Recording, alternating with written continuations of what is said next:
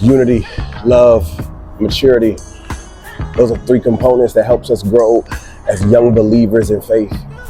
But if we don't understand that, like Ephesians 4 says, we'll never adapt to the ways of God, because he called us to walk up righteously and cultivate our relationship with him through prayer, fasting, and reading our word. I had to learn at a young age that much is given, much is required. How do you obtain something if you don't have the proper access to achieve something? Some of us are going through the ups and downs of life and not understanding that that stronghold that I'm dealing with is that very thing that God wants us to go to the word about, to obtain and to use it and decree and declare a thing so we can break chains and break things that are holding us back, holding our families back, holding our career back, holding our lives back from the potential that he has for us. See, I can't talk to you and minister to you and preach to you if I haven't attained something that you can't see.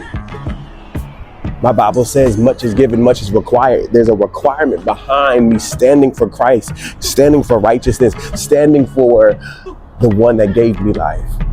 See, I could have been dead and gone. I lost my home. I was sleeping in my car. I lived a life that was unpleasing. I let flesh and perversion corrupt my thinking. And I thought that loving the same sex was something that God had for me because he loved me enough to deal with what he had.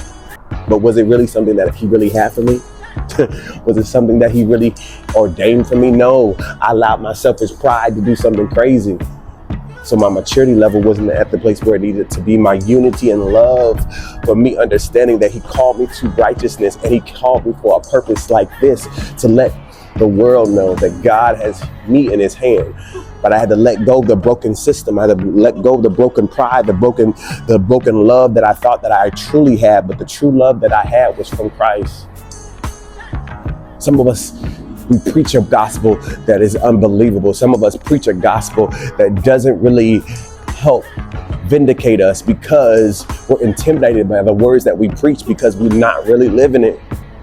See, I was intimidated by the love that he had for me. I was intimidated by what he had for me because I felt like I was unworthy. I let condemnation rule my heart and my mindset, and therefore my old mindset wasn't delivered from walking into the new covenants that I said I wanted to walk in. But I challenge you today to allow God to give you a new remedy on how you look at God. Because my Bible says in Ephesians 4 that I can do all things, that I have to walk in a maturity. I have to walk in a certain type of discipline, paraphrasing of course, but it helps me understand that I have the power to obtain what I need in life. Challenge you on the day. You got this. You gonna make it. Keep your head up. And let's go.